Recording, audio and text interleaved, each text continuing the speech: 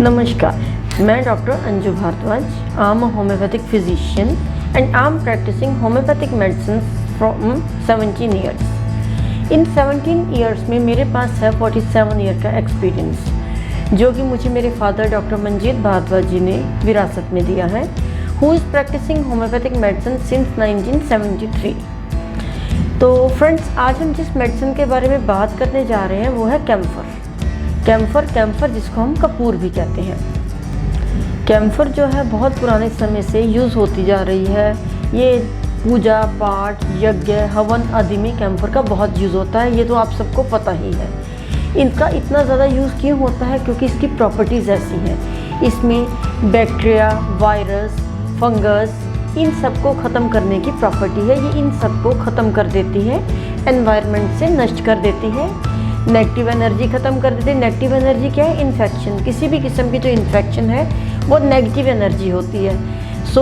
इनका कैम्फर का यूज़ जो होता है वो इन सब नेगेटिविटी को ख़त्म करके किसी भी किस्म का बैक्टीरिया है, वायरस है, फंगस है एनवायरनमेंट में, ये उन सबको ख़त्म कर देती है। इसके साथ कैम्फर का यूज़ होता है एडिमा में और सूजन में। जो रेस्पिरेटरी ट्रैक्ट की सूजन हो जाती है उसमें भी कैम्फर का बहुत अच्छा पार्ट रहा है, यूज़ करते रहे हैं। ये एक एंटी कॉफ रेमेडी है और ये एक एंटी कैंसर रेमेडी भी है। एंटी एक्जिमा रेमेडी है, स्किन में बहुत अच्छा काम करती है। इसको पुराने समय से स्किन में, एक्जिमा में यूज़ किया जा रहा है।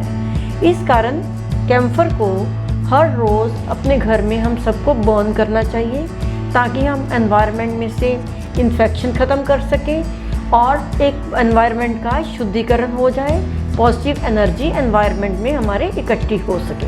तो फ्रेंड्स, अब हम बात करते हैं कैम्फर का होम्योपैथिक यूज़ की। इसको एज अ होम्योपैथिक मेडिसिन क्या क्या बेनिफिट होते हैं इसके, और ये हम कहाँ कहाँ यूज़ करते हैं। तो ये जो कैम्फर है, कैम्फर जो मेडिसिन है, ये हमारे डॉक्टर हैनीमैन, जो फादर ऑफ होम्योपैथी हैं, उन्होंने इंट्रोड्यूस की थी। उन्होंने ये मेडिसिन प्रूव की थी। एक बात मैं आपको और बताना चाहती हूँ कि कैम्फर जो है, इसको हमको हर एक को अपने घर में ज़रूर रखना चाहिए फॉर एमरजेंसी यूज़। कैम्फर का एमरजेंसी यूज़ बहुत अच्छा है, बहुत अफेक्टिव है ये इमरजेंसी में। इस कारण ये हर एक घर में होनी चाहिए। मैं आप सबको फ्रेंड्स सजेस्ट करूँगी, आप सब भी अपने घर में होम्योपैथिक मेडिसिन कैम्फर ज़रूर रखिए। बट हाँ, एक बात का ज़रूर ध्यान रखिएगा, इस मेडिसिन को हमने बाकी मेडिसिन के साथ नहीं रखना है, बिकॉज इसकी एक एंटीडोट प्रॉपर्टी है। मीन्स ये बाकी मेडिसिन की प्रॉपर्टी को, इफेक्टिवनेस को, इफेक्ट को ख़त्म कर देती है, उनकी एफिकेसी को ख़त्म कर देती है। इस कारण इसको बाकी मेडिसिन से दूर सेपरेट रखना है, बाकी मेडिसिन के साथ नहीं रखना। ये सारी मेडिसिन को तो नहीं ख़त्म कर देती उनके इफेक्ट को, but most of the medicine की प्रॉपर्टीज़ को एंटीडोट कर देती है। इस कारण इसको हम बाकी मेडिसिन से सेपरेट कहीं रखेंगे। तो फ्रेंड्स, आज हम बात करते हैं कैम्फर की। कैम्फर कहाँ कहाँ काम करती है होम्योपैथिक में, उसका क्या मोड ऑफ एक्शन है, क्या उसका स्फीयर ऑफ एक्शन है, और उसका यूज़ कहाँ होता है और किन किन डिजीज़ में काम करती है। तो ठीक है, हम शुरू करते हैं अपने कैम्फर के बारे में। कैम्फर का जो होता है एक बहुत ही ख़ास करैक्टरिस्टिक्स होता है। इसमें हाथ, पैर, पूरी बॉडी ठंडी होती है, एकदम ठंडी, जैसे कि बर्फ़, आइस रखी हुई हो। उसके बाद भी पेशेंट अपने आप को कवर नहीं करना चाहता, एकदम ठंडे बर्फ़ बॉडी होती है, बट पेशेंट कहेगा मैंने अपने आप को कवर नहीं करना। और जैसे कि छोटे बच्चे के केस में हम देख सकते हैं, छोटे बच्चे की बॉडी एकदम ठंडी बर्फ़ हो रही है, हाथ पैर ठंडे हैं। अगर हम बच्चे के ऊपर कोई कवर देंगे, बच्चे को कवर करेंगे, तो बच्चा वो कवर उतार के, वो शीट उतार के फेंक देगा, क्योंकि वो अपने आप को कवर नहीं करना चाहता। अगर कोई ऐसा व्यक्ति हो जिसमें ये सिम्टम हो, उसको आप कैम्फर दीजिए, उसमें कैम्फर में बहुत ही आराम आएगा। जो कैम्फर का पेशेंट होता है उसको ठंडी हवा से भी बहुत सेंसिटिव होता है, उससे ठंडी हवा भी बर्दाश्त नहीं होती। हाथ पैर भी ठंडे होते हैं, ठंडी हवा आ रही है, सर्दी में बहुत ठंडी हवा है, उससे उसकी परेशानियां बढ़ जाएगी। कैम्फर के पेशेंट की पूरी बॉडी में पेन होता है, बॉडी एक्स होते हैं, और इतनी ज़्यादा सीवियर पेन होती है कि टच भी नहीं कर पाता, टच भी नहीं करने देगा। Very sensitive to touch, pain बहुत ज़्यादा सेंसिटिव टू टच होती है। उसके साथ साथ वही आपको दोबारा बता रही हूँ, हाथ पैर ठंडे, बर्फ़ और पेन्स, जिसको वो टच भी नहीं करने देगा। और कैम्फर के पेशेंट में बहुत ज़्यादा वीकनेस होती है, इतनी ज़्यादा वीकनेस होती है कि वीकनेस के साथ साथ सिंकिंग ऑफ द स्ट्रेंथ भी बहुत ज़्यादा होती है, उसमें स्ट्रेंथ की बहुत ज़्यादा कमी आती है। और फ्रेंड्स, कैम्फर में शॉक, इंजरी, सनस्ट्रोक और वैक्सीनेशन के बैड इफ़ेक्ट्स के कारण जो भी परेशानियां, सिम्टम आते हैं उसमें ये बहुत ही मेडिसिन अच्छा काम करती है। जैसे शॉक, किसी की शॉकिंग न्यूज़ आ गई, शॉकिंग न्यूज़ आने से घबराहट हो रही है, कोई बुरी खबर आ गई उससे घबराहट हो रही है, घबराहट होने के कारण एंग्जाइटी के साथ साथ हाथ पैर में ठंडापन आ रहा है, तो उस केस में कैम्फर बहुत अच्छा काम करती है। सनस्ट्रोक हो गया, कोई बाहर धूप में गया, गर्मी बहुत थी, गर्मी के कारण उसको सनस्ट्रोक हो गया, सनस्ट्रोक होने के कारण कई बार वो बेहोश भी हो जाता है, अनकॉन्शियस भी हो जाता है और हाथ पैर ठंडे हो रहे हों, उस केस में कैम्फर बहुत अच्छा काम करती है। या घर में कहीं बाहर कोई एक्सीडेंट हो गया, चोट आ गई, गिर गए, गिरने के साथ साथ आपके हाथ पैर ठंडे हो रहे हैं, चाहे वो बेहोश हो या होश में हो, चाहे पेशेंट कॉन्शियस है चाहे अनकॉन्शियस है, आप उसके हाथ पैर ठंडे हैं, गिर गया है, एंग्जाइटी बहुत है, घबराहट हो रही है, उस केस में आप पेशेंट को कैम्फर दे दीजिए, बहुत ही आराम आ जाएगा। अभी मैंने आपको बताया जैसे कि वैक्सीनेशन के साइड इफ़ेक्ट, बैड इफ़ेक्ट्स के कारण अगर गुस्सा आ रहा है, एंग्जाइटी हो रही है, तो ये कैम्फर यूज़ होते हैं। अब ये वैक्सीनेशन क्या है? वैक्सीनेशन एक एंगर की ही डिग्री है। एंगर की डिग्री से indignation, rage, mortification and vexation. Indignation क्या होता है? Indignation anger caused by injustice, खुद के साथ या किसी के साथ इनजस्टिस हुआ, नाइंसाफ़ी हुई, अन्याय हुआ, उसके कारण अगर गुस्सा आ रहा है तो वो होती है इंडिग्नेशन। रेज होता है बहुत भयानक गुस्सा, इतना भयानक गुस्सा आ रहा है कि चीज़ें तोड़ रहा है, फेंक रहा है, फर्नीचर फेंक रहा है, चीज़ें उठा उठा के पटक रहा है, वो रेज होता है। मोर्टिफिकेशन होती है मानहानि, बेइज्जती, किसी ने आपकी इज्जत के कारण मजाक उड़ाया, अपना आपके इज्जत के ऊपर मजाक उड़ाया, उसके कारण जो गुस्सा आता है। सपोज़ कई ग्रुप में आप बैठे हो, कहीं किसी ने आपका मजाक उड़ा दिया जिसके कारण आपको बहुत गुस्सा हुआ, मानहानि जिसको हम कहते हैं, डिफेमेशन कर दी, उसके कारण जो गुस्सा आता है वो होता है मोर्टिफिकेशन। और वैक्सेशन होता है जो हरासिंग के कारण, इरिटेशन के कारण, किसी ने आपको हरासमेंट किया, हरास किया, उसके कारण आप इरिटेट हो रहे हो और आपको गुस्सा आ रहा है, वो होता है वैक्सेशन। सो कैम्फर में क्या होता है? कैम्फर में हरासमेंट, इरिटेशन के कारण जो गुस्सा होता है, वैक्सेशन होती है, उसके बैड इफ़ेक्ट से जो सिम्टम आते हैं जैसे घबराहट, एंग्जाइटी, इरिटेशन, उसमें हम कैम्फर यूज़ करते हैं।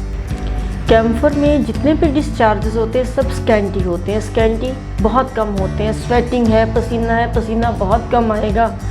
अगर किसी को वॉमिटिंग हो रही है तो उसमें जो वॉमिटस होगा वो बहुत क्वांटिटी कम में होगा, स्कैंटी होगा। अगर किसी को डायरिया है तो जो मोशन आ रहा है वो भी बहुत स्कैंटी होगा। एक कैम्फर का कैरेक्टरिस्टिक्स ये है कि सारे डिस्चार्जेस जैसे कि मैंने आपको बताया स्कैंटी हैं।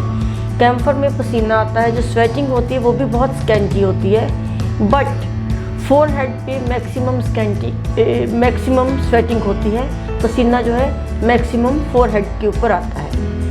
अब हम बात करते हैं कैम्फर के माइंड सिम्टम की। तो कैम्फर में बहुत ज़्यादा एंग्जाइटी होती है, बहुत एंग्जाइटी होती है और उसके साथ साथ कैम्फर में फियर होती है।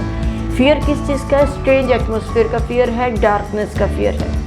स्ट्रेंज एटमॉस्फेयर क्या है? सपोज किसी की अपॉइंटमेंट हुई है फॉर अ न्यू जॉब, उसको अपनी जॉब पे जाना है, वहाँ का एनवायरनमेंट, एटमॉस्फेयर उसको स्ट्रेंज है, नया है, उसके बारे में सोच के एंग्जाइटी हो रही है, घबराहट हो रही है, सिंकिंग हो रही है, हाथ पैर ठंडे हो रहे हैं कि हाय पता नहीं क्या होगा नई जॉब पे, कैसा एनवायरनमेंट होगा, कैसा एटमॉस्फेयर होगा। तो उस केस में आप उस पेशेंट को कैम्फर दे दीजिए, उसकी एंग्जाइटी ख़त्म हो जाएगी और वो अपने नए एटमॉस्फेयर, नए एनवायरनमेंट में बहुत अच्छे तरीके से अडेप्ट करेगा। अब कई बार क्या होता है कि कोई सर्जरी होती है, वो सर्जरी के बाद पोस्ट सर्जरी कई बार पेशेंट को बहुत परेशानियाँ आ जाती हैं। सर्जरी के बाद बॉडी शॉक में हो जाती है, बॉडी में शॉक आ जाता है, शॉकिंग के कारण टेम्परेचर कम हो जाता है, बीपी कम हो जाता है, जिसको देख के डॉक्टर बहुत घबरा जाते हैं, परेशान हो जाते हैं कि इनकी सर्जरी हुई है, इनका टेम्परेचर और बीपी क्यों कम है। आपको मैं बता दूं, जो टेम्परेचर होता है हमारी ह्यूमन बॉडी का वो 98.6 डिग्री फ़ारेनहीट होता है। और जो हमारी बॉडी का बीपी होता है, ब्लड प्रेशर होता है, वो वेरी करता है from person to person and with age. But on an average हम कहते हैं कि 120/80 mm ऑफ मर्क्यूरी जो है वो हमारा बीपी है। तो कई बार सर्जरी के बाद बीपी बहुत कम हो जाता है, टेम्परेचर बहुत कम हो जाता है, डॉक्टर कहते हैं कि पेशेंट तो शॉक में जा रहा है। उस केस में आप पेशेंट को कैम्फर दे दीजिए। कैम्फर की डोज़ आप आधे घंटे बाद 2-3 डोज दे सकते हैं। कैम्फर की डोज़ देने से पेशेंट की जो बीपी और टेम्परेचर है वो ठीक हो जाएगा, रेज़ हो जाएगा, और साथ में जो पेशेंट की बॉडी शॉक में जा रही है उसमें भी आराम आएगा, और सर्जरी के आफ्टर इफेक्ट से भी पेशेंट रिकवर कर सकेगा। कुछ पेशेंट्स में जैसे कि मिर्गी के दौरे पड़ते हों, फिट्स आते हों, सीजर्स हों, उन केस में कैम्फर बहुत अच्छा काम करती है। सपोज़ आपके आसपास किसी को फिट आ गया, कोई मिर्गी का अटैक आ गया या सीज़र आ रहे हैं, तो उसके हाथ पैर ठंडे हो रहे हैं और फिट्स में है वो पेशेंट, तो आपके पास अगर कैम्फर है आप उसको कैम्फर की डोज दे दीजिए, उसको उसमें तुरंत आराम आएगा और पेशेंट पैसिफाई हो जाएगा। इसके बाद बात करें जॉइंट्स की, तो कैम्फर के पेशेंट में जॉइंट्स में बहुत पेन होता है। पेन के साथ क्रैकिंग साउंड आती है। कई बार जॉइंट को जब हम मूव करते हैं तो उसमें क्रैकिंग जैसी आवाज़ आती है, जैसे कुछ क्रैक आवाज़ हो रही होती है, तो उस केस में कैम्फर बहुत अच्छा काम करती है। और कैम्फर जो है हमारी काफ्स में क्रैम्प्स जो पड़ जाते हैं उसमें बहुत अच्छा काम करती है। कई बार क्या होता है, हम रात को सोए होते हैं तो अचानक से हमारे काफ के एरिया में क्रैम्प पड़ जाता है। क्रैम्प में इतनी सीवियर पेन होती है कि आप मूव नहीं कर सकते, उठ नहीं सकते, टांग को मूव नहीं कर सकते। उस केस में कैम्फर जो है बहुत ही अच्छा काम करती है। कैम्फर जो है वो हार्ट के पेशेंट में भी बहुत अच्छा काम करती है। कई बार क्या होता है कि हार्ट के केस में हमें इमरजेंसी में भी कैम्फर यूज़ करनी पड़ सकती है। क्या हो जाता है कि पेशेंट के हार्ट में सिंकिंग हो रही है, वो कह रहा है कि मेरा हार्ट सिंक कर रहा है, उसके साथ उसका बीपी भी कम हो रहा है और हाथ पैर ठंडे हो रहे हैं। उस केस में आप इमरजेंसी में कैम्फर दीजिए जब तक कि आप डॉक्टर के पास नहीं पहुंच जाते और उसका प्रॉपर ट्रीटमेंट नहीं शुरू हो जाता।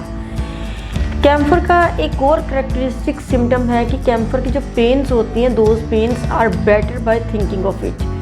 जब हम उस पेन के बारे में सोचते हैं तो हमारी पेन में आराम आ जाता है।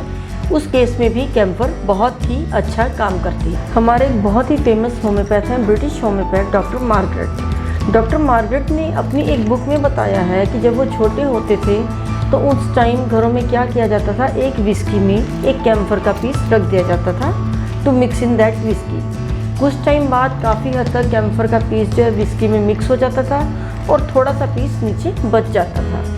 इस मीन्स ये इंडिकेट करता है कि उसका सैचुरेशन पॉइंट आ गया है और कैम्फर और मिक्स नहीं होगी। तो उस समय अगर किसी को ठंड के कारण कोई सर्दी, खांसी, ज़ुकाम, रेस्पिरेटरी ट्रैक इन्फेक्शन, फीवर हो जाता था तो वो घरों में ही एक शुगर क्यूब के ऊपर उसकी एक ड्रॉप दे देते थे, जिससे कि पेशेंट को आराम आ जाता था।